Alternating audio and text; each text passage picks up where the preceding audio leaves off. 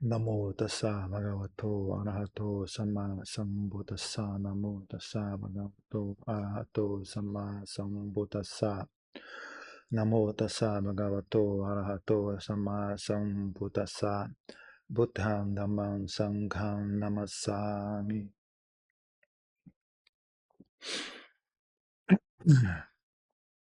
Então, a celebração do Vesak, né, como foi explicado, né, celebra 3 eventos na vida do Buda, né, sendo que na época dele o calendário mais comum era o calendário lunar, né. Então, o calendário lunar não é muito estável, não é muito, a conta não fecha muito bem, né, não é, mesmo o calendário solar não é 100%, né, redonda a conta, tem que ter aquele ano, né, o ano bissexto, né, para compensar, né, e tentar equilibrar as datas, né. O calendário lunar é ainda pior do que isso, né? Ele é bem instável, né? Então não fecha a conta. Então cada não tem nenhuma forma assim universal de calcular os meses, calcular o ano no calendário lunar, né? Então cada país, cada cultura tem uma forma diferente de calcular isso, né? Então até entre duas tradições Theravada, por exemplo, Sri Lanka e Tailândia, eles calculam os dias, os meses de forma diferente. Então não é a mesma data, né? No Sri Lanka, se eu não me engano, eu não sei qual é a data do Sri Lanka, mas acho que é alguns dias antes ou depois desse de hoje, né? Já a Tailândia, não é no mesmo mês, eu acho. No mesmo mês, eu não sei, tem alguma diferença, eu sei que tem alguma diferença. Não sei se com relação ao Vesak tem diferença. Eu tenho certeza com relação ao Vassa, eu acho que tem diferença. O começo do início de período de chuvas, não sei, não lembro agora, mas eu sei que tem diferença, sabe? Cada um calcula de um jeito. Até na Tailândia tem mais de um jeito de calcular. Tem um jeito antigo e o jeito mais atual, que é o mais comum, né? Então, cada país tem uma data diferente, né? Então, você imagina quando o budismo vai para o Tibete, vai para a China, vai para o Japão, né? Então, eles têm formas diferentes de calcular. Inclusive, no Tibete, não são na mesma data, né? Na Tailândia, eu acho que nos outros países Theravada, é a lua cheia de maio, né? Então, na lua cheia de maio, né? Quando o Buda nasceu. E aí, 35 anos depois, se eu não me engano, na lua cheia de maio, 35 anos depois, ele alcançou a iluminação. E aí, na lua cheia de maio, 80 anos depois que ele nasceu, ele faleceu, né? Então, as 3 datas são comemoradas na mesma dia, né? A lua cheia de maio, né? Que, segundo o cálculo tailandês, seria hoje, né? Que não bate com o cálculo astronômico, né? Observação astronômica, né? Naquela época eles não tinham, né, observação astronômica, eles meio olhavam com o olho assim e tentava fabricar uma fórmula, né, que desse para calcular que dia vai cair a lua cheia, então não é universal, né? Mas de qualquer forma, né, então a gente segue mais a tradição tailandesa, então a gente comemora hoje, né, o Vesak. Então é o dia de celebrar, né, o nascimento, né, do Buda, o nascimento que na verdade esses 3 eventos meio que se conectam, né? Um Buda, ele não nasce, não é uma pessoa comum, né? No sentido de que ele já vem com um trabalho prévio, né? A pessoa não vira um Buda por acaso, sabe? A pessoa, para conseguir tornar-se um Buda, ela tem que trabalhar, tem que ter uma evolução anterior e trabalhar muitas, muitas vidas para chegar a esse ponto. Porque o Buda não é apenas uma pessoa que alcançou a iluminação, né? O Buda, ele alcança a iluminação, mas ele já se prepara, né? Quando eu alcançar a iluminação, eu vou criar, eu vou reestabelecer no mundo, né? Isso que a gente chama de Buddha Sasana, né? Buddha Sasana é como se fosse um conjunto de ferramentas, né? É uma coisa que é um conjunto de ferramentas que ajuda as demais pessoas a alcançar a iluminação. Então, veja, a iluminação não pertence ao Buda, não é o Buda que inventou a iluminação, né? Mesmo quando não existe o Buda Sasana no mundo, né? No período entre 2 Budas, ainda assim as pessoas alcançam a iluminação, né? A iluminação não pertence a ninguém, não é direito exclusivo de ninguém, né? Então, a diferença é, né, tem certas pessoas, né, certas pessoas que elas têm essa inspiração, né? Elas sentem inspiração nisso, então elas fazem um voto, né? Eu vou alcançar a iluminação e vou também estabelecer, né, o Bodhisattva numa época em que esse conhecimento, né, de como que faz para alcançar a iluminação, numa época em que esse conhecimento tiver desaparecido do mundo, né, eu vou alcançar a iluminação e eu vou reestabelecer esse conhecimento entre os seres humanos, entre os devatas, entre todos, né, os seres que são capazes de fazer uso desse conhecimento, que não são todos os seres que são capazes, né? Animais, fantasmas, seres que nasceram no inferno, né? Eles não são capazes de fazer uso disso, né? Então, seres humanos para cima são capazes de fazer uso disso. Então, algumas pessoas, né, que chamadas bodhisattvas, né? Essas pessoas fazem esses votos, né? E elas trabalham vida após vida, vida após vida. Não é um trabalho fácil, sabe? É uma coisa muito mais ampla do que as pessoas imaginam, sabe? Quando a gente convive com esses mestres, né, eles contam, né, um pouco sobre isso. Inclusive, alguns mestres são bodhisattvas, né? Alguns mestres que eu conheci, eles mesmos fizeram votos de bodhisattva e estão trabalhando, né, para um dia tornar-se um Buda, né? E alguns mestres mesmo que eles atualmente, né, desistiram do voto de bodhisattva e tornaram-se arahants, né? Então também tem muitos, então mesmo alguns mestres arahants, eles têm conhecimento de como isso funciona, porque eles mesmos estavam trabalhando nesse processo, né? Mas aí por um certo ponto acharam que seria mais útil, né, largar esse voto e alcançar a iluminação, né? Então eles desistiram do voto do Bodhisattva, mas eles contam pra gente, né, como é que foi, como é que ele fez o voto, como que é o trabalho, e descreve um pouco mais esse assunto, né? Então você vê que é um negócio bem complexo mesmo, é uma coisa ampla, sabe? E não é só um trabalho de desenvolvimento pessoal, né? Também envolve desenvolver um grupo de pessoas, sabe? É uma coisa muito mais ampla do que a gente imagina, porque o Buda não é o Buda Sasana não depende só do Buda, né? Se a gente lê os sutras, a gente consegue inferir isso, mas na verdade é algo bem relevante, sabe?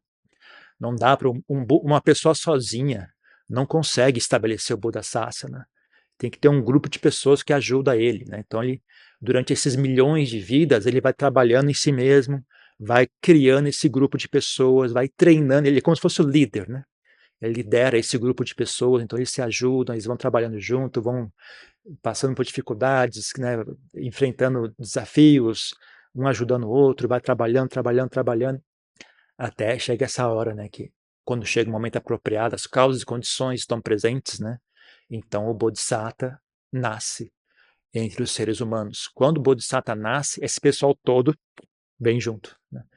Quando o Bodhisattva, por exemplo, quando o Buda nasceu, todo esse pessoal, Mahakassapa, Ananda, Mahamoggallana, Sariputta, Mahachunda, todo esse pessoal, né? Todo Rahula, né? Até mesmo esses que não são monges, né? Monges arahants, né?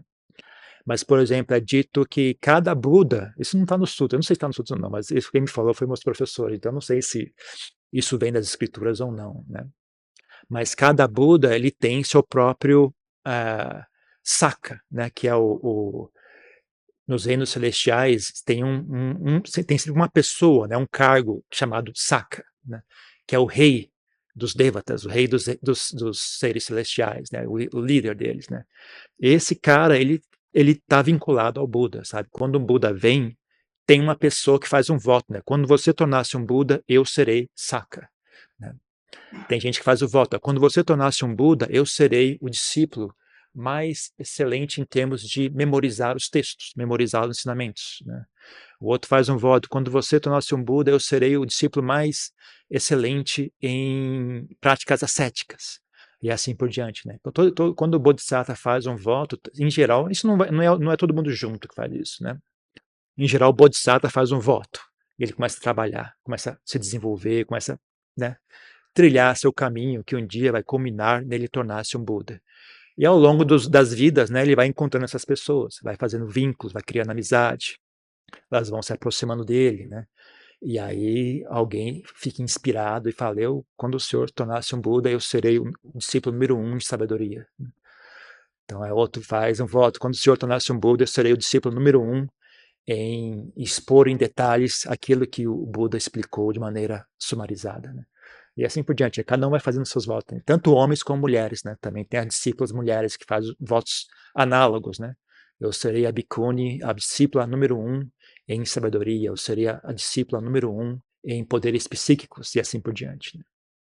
Então é uma coisa que vai ao longo do tempo, né? Ele vai praticando, vai criando esse grupo de pessoas, ele mesmo vai desenvolvendo sua própria prática, essas pessoas vão desenvolvendo sua própria prática, vão acumulando mérito, vão purificando a mente deles, né? Até e todo mundo ali trabalhando junto, né? Até que chega a hora, né? Quando está na hora, está pronta, né? A situação, né? Os discípulos estão prontos, o Buda está pronto, o Bodhisattva, né, está pronto, né, o Saka, Indra, Brahma, todo esse pessoal, todo mundo pronto, todo mundo pronto, ok? Então vamos lá.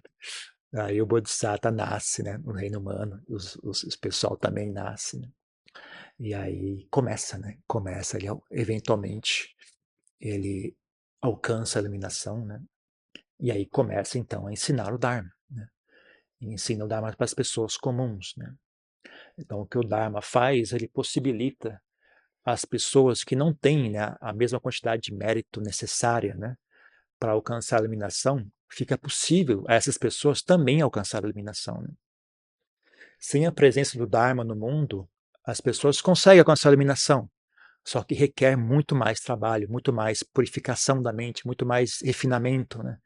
Não é tão simples, não é tão fácil, né? Mesmo com o Dharma presente, já não é tão fácil. Imagina sem o Dharma, né? Então, né, que nem você, sei lá, construir um rádio do zero, né, sem nenhuma informação, nenhum, nenhuma ajuda, sabe? Sem saber, sem nem, sabe? Você não tem a tecnologia não existe, né? Imagina, não existe tecnologia para criar um rádio. E o cara vai lá e inventa um rádio do zero, né? Sozinho ele vai lá e inventa um rádio. Comparado com uma pessoa, né, que acha na internet lá, o rádio funciona assim, a eletricidade, o alto-falante e tal, compra as peças no Mercado Livre e monta. Então, essa é a diferença, sabe, entre você alcançar a iluminação sozinho e alcançar a iluminação seguindo os ensinamentos de um Buda, né? Ele te dá um mapa certinho, é aqui, faz assim, assim, assim, pensa desse jeito, enxerga desse jeito, pratica desse jeito, o resultado surge, né? Então, potencializa muito, né? Fica muito mais fácil, né? Então, quando durante o período que um Buda está presente, né? Então, bilhões, trilhões de seres, não, porque não são só os seres humanos, né? Tem que pensar que ele também ensina, né? Devatas, Brahmas, etc. Então, trilhões de seres alcançam a iluminação. Incontável, eu não sei se, eu acho que trilhões talvez já, não sei se é pouco ou é muito, mas é muita gente, né, alcança a iluminação. Num período que não há Buda presente, né, que é chamado um período de escuridão no mundo, né? Então, sei lá, 100 pessoas, 300 pessoas, 400 pessoas, né? Num período assim de milhões, bilhões de anos, né? Num período de bilhões de anos, 100, 200 pessoas alcançam a iluminação. Num período de, sei lá, 1000 anos, 2000 anos que o Bodhisattva, 3000 anos que o Bodhisattva está presente, trilhões de seres alcançam a iluminação. Então é algo bem relevante, né? Não é um evento, um evento assim à toa, não é um evento menor no universo, né? Quando o Buda alcança a iluminação, tudo muda, sabe? O universo muda de situação, é uma coisa que é percebido no todo o universo, né? E é visível, né, para todos os seres no universo, não é algo ao acaso, algo irrelevante, é um evento muito, muito importante, né? Ah, e a diferença, né, nesse ponto, né, de que forma que, que seria diferente, né, que antes do Buda também antes e depois do Buda também existem, né, religiões, existem outros ensinamentos, existem outras linhagens espirituais, né? Aqui, em maioria, 90, na verdade, todas elas, né? Todas as demais religiões sempre, em geral, né? Tem ensinam as pessoas sobre bondade, né? E ensinam as pessoas, em geral, a abandonar o mal, a praticar o bem, tendo como objetivo, né? Em geral, renascimento celestial, né? pessoas querem renascer no paraíso, quer seja no cristianismo, quer seja no hinduísmo, quer seja no jainismo, ou tem diferentes, né, versões do que seria isso, né? Uni, uni, união com Brahma, etc.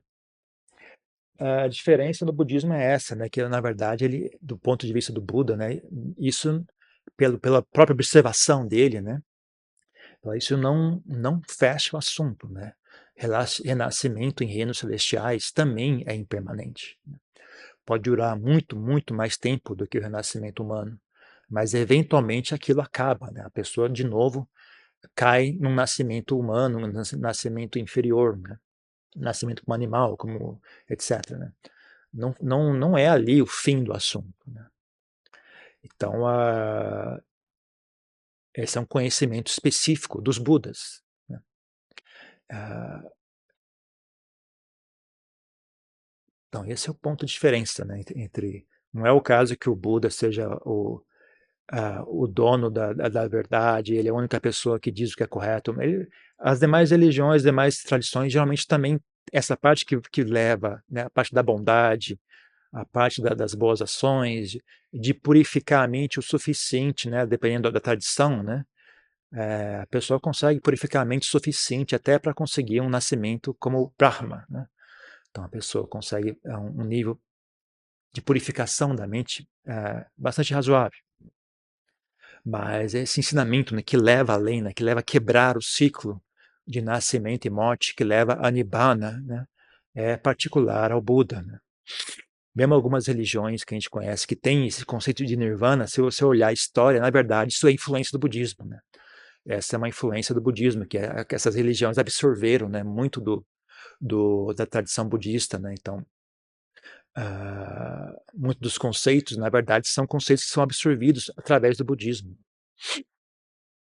Então não é o caso, né? Então, de novo, né? Não é o caso que somente quem é budista alcança a iluminação. Mesmo quem não tem religião nenhuma, né, alcança a iluminação. Né? Mesmo quem pratica outras religiões também provavelmente alcança a iluminação. O problema é essas religiões não ensinam um caminho para a iluminação, eles ensinam um caminho para nascimento celestial, de um nível ou de outro. Né? Então, se a pessoa tiver insight, né, tiver visão, né, mesmo ela praticando essa outra tradição espiritual, ela consegue talvez, né, extrapolar aquele ensinamento e alcançar a iluminação. Né? O caso é o que eu estou dizendo é que não é obrigado a ser budista, sabe? Se a pessoa não é que nem algumas religiões ensinam, né, que só quem é do meu grupo pode se salvar. E, às vezes não é nem a questão só quem é da minha religião, só quem é da minha específica igreja, essa específica igreja. Não adianta você ser da mesma religião, você tem que ser dessa igreja, senão não vai. Né? No budismo é o extremo oposto disso. Né? Não importa se você é budista ou não, você fazer votos e vestir uma roupa ou fazer uma cerimônia não significa nada. Né? O que significa é você purificar a mente, né? Fazer o que é necessário para que a eliminação se manifeste. Né? Não está vinculado a fazer parte de um grupo, não está vinculado a receber autorização de uma entidade divina, não está vinculado a agradar um ser invisível. Está vinculado em você fazer o que precisa ser feito. Né? Que nem você quer abrir uma porta. Então você tem que usar a chave de maneira correta. Não adianta você enfiar a chave na orelha que não adianta, né? A chave tá tudo ali, a porta tá ali, a chave tá ali, eu tô aqui, não tá funcionando. Mas tem que colocar no lugar correto, tem que virar de maneira correta. Então, você enfia a chave na fechadura, vira para a esquerda. Se virar para a direita, não vai dar certo, gente. Tem que fazer direito. É só isso. É uma questão de causa e efeito. Se as causas estão corretas, o efeito se manifesta. É muito simples. Então, não precisa ser budista, mas tem que fazer aquilo que leva à iluminação, sabe? Então, aí é que está o galho, né? Assim, a maioria dos ensinamentos religiosos não leva à iluminação. Até se você explicar o que é a iluminação para algumas pessoas, né, de religiões, eles vão ficar aterrorizados. Falar, que isso? Isso é o capeta, sai pra... Eu não quero isso não, isso aí é horrível, isso aí eu não quero não. Eu quero renascer com Deus, eu quero... Né? Então, não é para todo mundo, né? Da mesma forma, não é para todo mundo, né? Então, e uma outra, né, vinculada a isso, né, Ninguém tem obrigação de ser budista. Não é um dever de ninguém ser budista. Não é dever de ninguém querer a iluminação. Não tem pecado nenhum em gostar de estar vivo e usufruir as coisas do mundo, sabe? O que leva as pessoas a querer, as poucas pessoas, né, que querem a iluminação, em geral, eles têm esse insight, né, que o Buda teve com relação como o mundo é inerentemente insatisfatório, sabe? Nunca esse negócio nunca chega, nunca vai chegar, ele fica rodando em círculos, né? Mesmo que você alcance prazeres de bem-estar no mundo, ele é impermanente. Né? Mesmo o prazer de um nascimento celestial é impermanente. Né? E ele também diz que mesmo, sabe, nascimento celestial não é tão agradável, tão em termos de felicidade, né? Não é tão, não chega nem aos pés, né, da felicidade de Nibbana. Né? Então, mesmo a felicidade suprema que o mundo, a existência mundana, quer seja no mundo humano, o mundo dos chamados, né, os devatas, ou no mundo de Brahma, né, mesmo esse nível de felicidade não é comparável à felicidade de Nirvana. Né? Então, para as pessoas que têm, né, insight sobre isso, né, elas então se inclinam em direção a buscar a iluminação. É só isso, não tem nenhuma obrigação, ninguém, não é dever de ninguém, não é obrigação de ninguém ter interesse por isso. Né? As pessoas que gostam do renascimento da vida, das experiências da vida, fiquem à vontade, não tem problema nenhum. Né? Só que, né, se você, isso não te isenta, né, da realidade da vida. Né? Você gosta da vida, tudo bem, mas então você vai ter que levar o pacote completo. Né? Você não vai, quanto mais você tentar evitar a realidade da vida, querer separar só a felicidade e o sofrimento, eu não quero. Quero só a felicidade. Quanto mais você fizer isso, mais você vai sofrer, né? Porque você está vivendo de maneira inviável, né? A vida não é assim. Então, pessoas podem viver à vontade no mundo, renascer à vontade quantas vezes vocês quiserem, onde vocês quiserem, mas tenham ciente, né, que isso não isenta vocês da realidade, né, da existência do que a gente chama de samsara, né, da impermanência, do não eu, do sofrimento.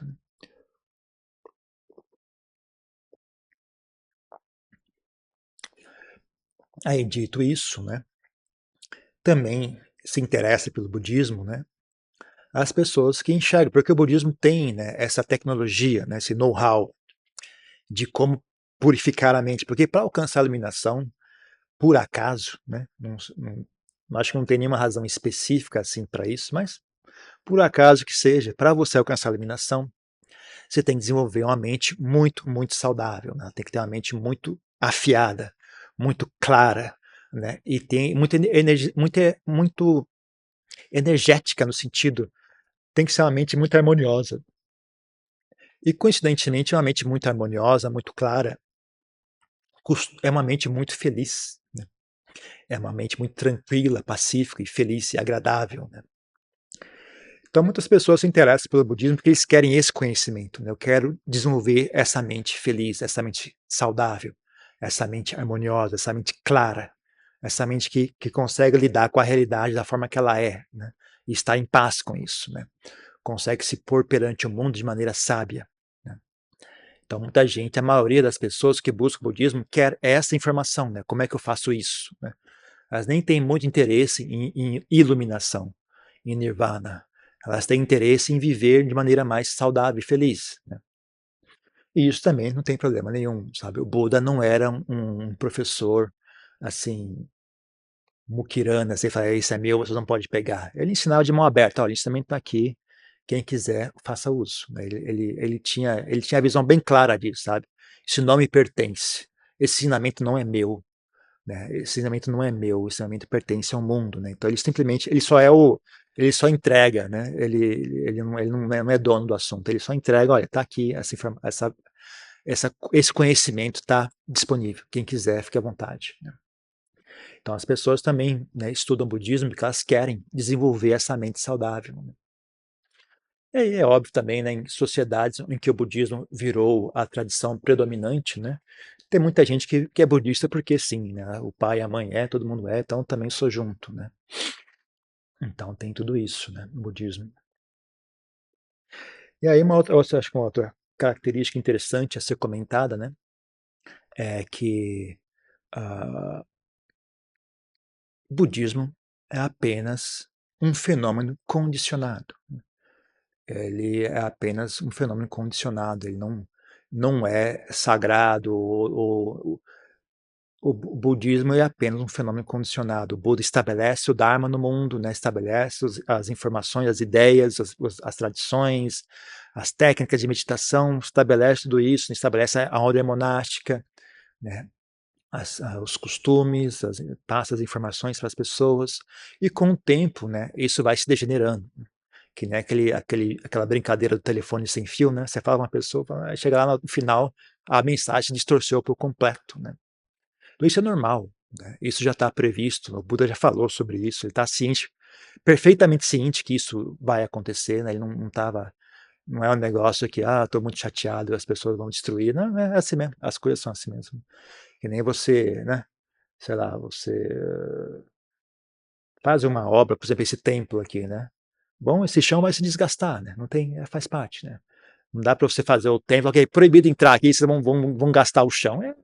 Não tem por que construir o templo, né? Se as pessoas não vão usar esse templo. Se as pessoas vão usar o templo, ele vai se desgastar, faz parte. Né? Então o Dharma também é assim, né? Estabelece o Dharma para benefício das pessoas. Conforme o tempo vai passando, as pessoas vai sendo usado, vai perdendo significado, vai sendo distorcido, né? As pessoas vão fazendo coisas diferentes com aquilo, né? Que não era o propósito original do Buda, né? E vai se perdendo, vai perdendo qualidade, né? Então é uma coisa normal também, porque também os seres vão perdendo qualidade, né?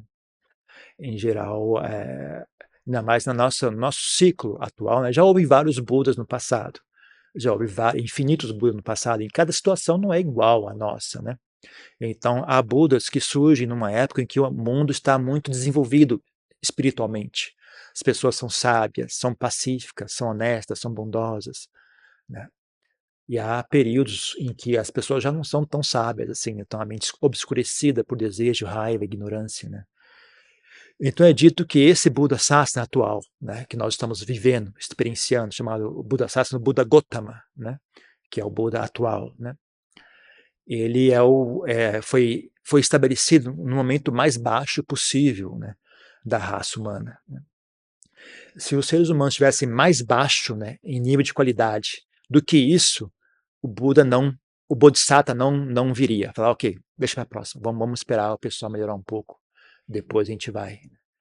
Então ele estava no limite, sabe, no ponto mais baixo, viável, porque a raça humana degenera mais do que isso, viu? Ela vai bem mais baixo do que isso, também ela vai bem mais alto. Então ela vai oscilando em termos de qualidade, a raça humana não é um fenômeno estável, né? Tem épocas que as pessoas são excelentes, tem épocas que as pessoas são horríveis, né? Então é uma época atual, é chamada uma época Kali Yuga, né? Que é uma época que está degenerando a qualidade humana, né? Então chegou no ponto um pouco antes dela degenerar, ao ponto que não é mais viável ensinar o Dharma, né? Então esse Buda atual nasceu, né? O Bodhisattva nasceu, alcançou a iluminação e estabeleceu o Dharma. E o Dharma estar presente não reverte essa tendência, né? A raça humana continua se degenerando.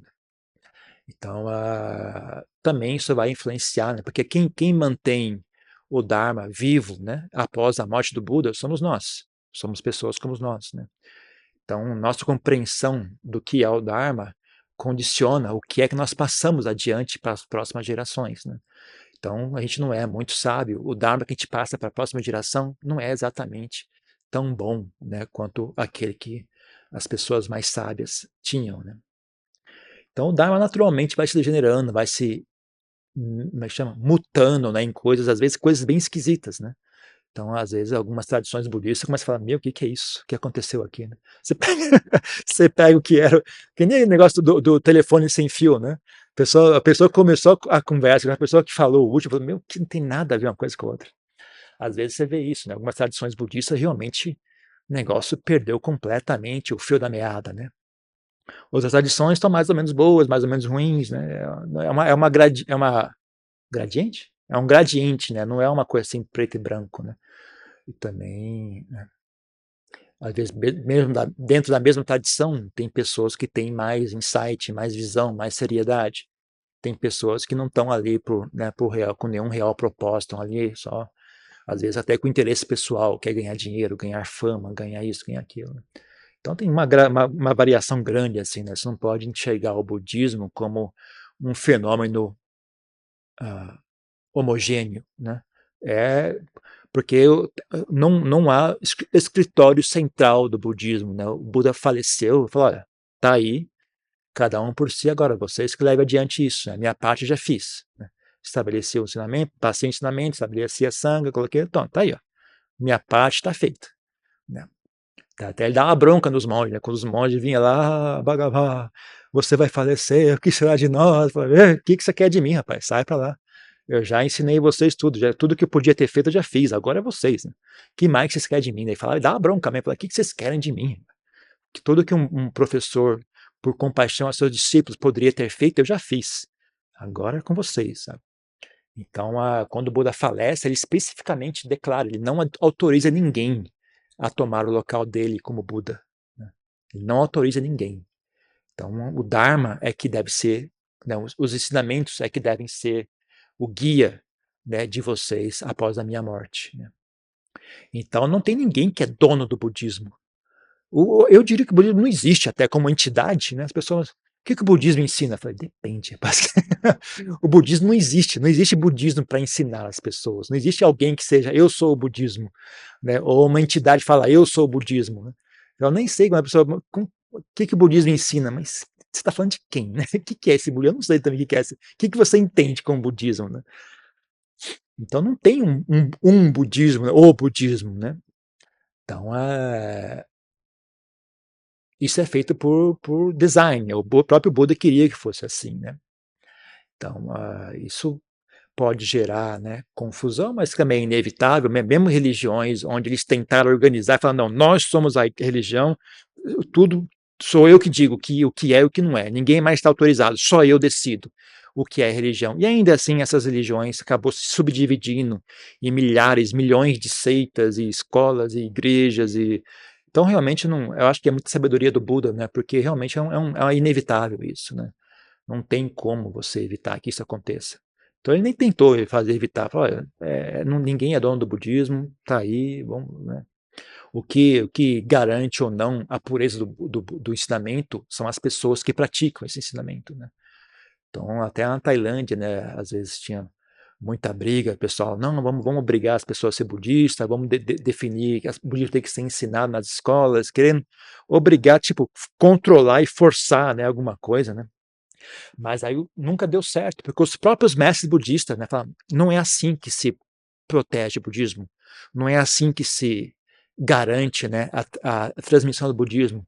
Se quiser garantir a transmissão do budismo, você tem que praticar o budismo, né? Não é forçando as crianças na escola a ter aula de budismo, não é obrigando, né, a declarar o budismo como as pessoas não sabem, né? Na Tailândia o budismo não é a religião oficial da Tailândia. A Tailândia não tem religião oficial. As pessoas na Tailândia são mais budistas do que os brasileiros são cristãos. Proporcionalmente falando, na Tailândia tem mais budista do que tem cristão no Brasil. E ainda assim eles não declararam o budismo como religião oficial do Estado tailandês, né? Porque em grande parte, por influência dos próprios mestres budistas, sabe? Isso não é assim que se faz isso, gente. Não adianta você declarar, fazer lei, obrigar as pessoas, não é assim que se protege o budismo. O budismo se protege através de praticar o budismo, né? Não é batendo boca, brigando, oh, minha cita está certa, a sua escola está errada. Não é assim que você protege o budismo. Na verdade, é o contrário, né? Você, agindo dessa maneira, você destrói o budismo ainda mais, né? Brigando e criando inimizade, e agindo de maneira chula, de maneira baixa, você destrói o budismo ainda mais. Você quer preservar o budismo, então haja de acordo, comporte-se de acordo, pratique o Dharma, purifique a sua mente, né? Seja um bom exemplo de uma pessoa budista. É assim que se você protege e ajuda o budismo a prosperar, né, no mundo. Então, né, só dando assim como algumas pessoas talvez não conheçam muito sobre o budismo, né? Então, nessa data do Vesak, né, achei que seria relevante mencionar alguns fatos, né, que destacam, né, que diferem que justificam, né, essa ideia de que o Buda é um fenômeno especial, né, um fenômeno diferente no mundo. E aí, só para finalizar, então, como eu falei, né, tem toda essa história de, né, a iluminação não pertence ao Buda. O Buda apenas é uma pessoa que, né, que fez esse voto, né, de alcançar a iluminação e então ensinar as demais pessoas. E também não até quando a gente fala assim, não é está fazendo um pouco caso, é um pouco mais do que isso, não é o caso que ele alcança a iluminação e então decide ensinar as pessoas. Não é bem assim. Ele criou algo, sabe? Ele desenvolveu algo muito mais amplo do que isso. Não é só o fato de que ele ensina.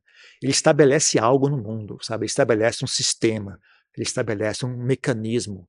É uma coisa muito mais ampla do que apenas, eu já sei, eu vou ensinar para essas pessoas. É bem mais do que isso, é muito, muito mais do que isso. Né? Ah, então ele também não é o único, né? Então já houve Budas no passado e haverá mais Budas no futuro, né? Então é dito que o próximo Buda chamará Buda Meteya, né? Ou em sânscrito chamado Maitreya, né? Em Pali chama Meteya, né? E esse Buda, tanto quanto eu saiba, né? Me foi dito, né? Ele já está ali prontinho, tudo certinho. Ele está só esperando a época apropriada, né? Então, e ele vai fazer o oposto do Buda atual, né? O Buda atual, o Buda Gotama, né? Ele esperou a humanidade chegar ao ponto mais baixo, né? Para então alcançar a iluminação e estabelecer o Buda Sasana. Né? O Buda Miteya vai fazer o oposto, né? Ele vai esperar a humanidade chegar ao ponto mais elevado para então nascer, né? Reestabelecer o Buda Sasana. Né? Porque vai ser o último Buda desse ciclo, né? Desse ciclo não saberia como chamar isso, mas o ciclo do universo, digamos assim, né? O chamado Kalpa, né? Então ele é o último Buda. Então talvez, aí eu estou especulando, talvez seja por isso que ele decidiu esperar o último momento, né? Porque também tem esse lance, né? Como eu falei, tem um ponto mais baixo do que isso, os seres humanos não conseguem levar a sério ou enxergar valor no ensinamento do Buda. Mas o oposto também ocorre, sabe? Se os seres estão muito, muito pacíficos, muito saudáveis, muito tranquilos, eles também não conseguem enxergar benefício naquilo. Porque eu estou bem já, por que eu vou querer estudar isso? Né? Eles não têm. Você fala para ele, olha, a sua vida é impermanente. Fala, não acredito, não acredito. Sabe, eu estou aqui há milhões de anos nesse bem-estar, nessa paz perfeita. Isso vai acabar? Não acredito. Então eles não conseguem prestar atenção no que o Buda diz, né? Então tem um limite mínimo e tem um limite máximo, né? Em que é possível ensinar o Dharma. Então o Buda Meteya, né? O Bodhisattva Meteya, ele vai nascer bem um pouquinho antes da raça humana, né? Alcançar esse limite máximo. E aí ele vai ensinar o Dharma, né? E segundo me disse, né? Uma pessoa que eu entendo conhece muito desse assunto, vai fechar a conta, você vai passar, né? Passa a regra e fecha a conta, né? Maioria dos seres vai alcançar a iluminação, né? Porque é uma época que é muito, muito propícia, né? Para ensinar o Dharma. Então, vai ser assim, quase que vai esvaziar o universo, né? De seres vivos, né? Porque todo mundo que tem capacidade de ouvir, vai ouvir e vai alcançar a iluminação, né? Então, é tipo, né? Para fechar, antes do universo se destruir, né? Então, ele vai passar, varrer, né? Fechar a conta, levar todo mundo para Nirvana. E aí vai ter, né, toda a questão, né, o universo entra em colapso e aí vai haver um novo recomeço, né, toda a mesma história de sempre novamente, né? Então, a básica, né, dando uma passada geral, né, assim, né, de que é, como é que, pelo menos, né, eu acho que essa visão que eu estou apresentando não é muito diferente, né? Cada escola budista talvez tenha suas particularidades, né? Mas, em geral, é mais ou menos isso que todo mundo enxerga, né?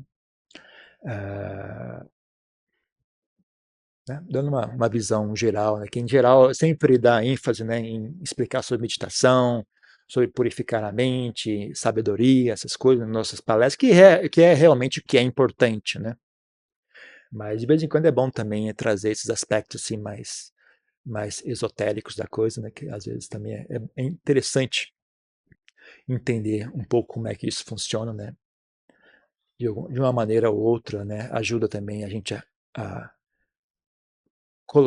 localizar a nossa prática, né? No tempo e espaço, né? O que está acontecendo, o que nós estamos fazendo, por que nós estamos fazendo isso, né? Da onde que isso vem, para onde que isso vai, às vezes também é um pouco, pode ser útil colocar um pouco dessas informações para as pessoas saberem. Então é isso, né? Por hoje é só. Vocês têm.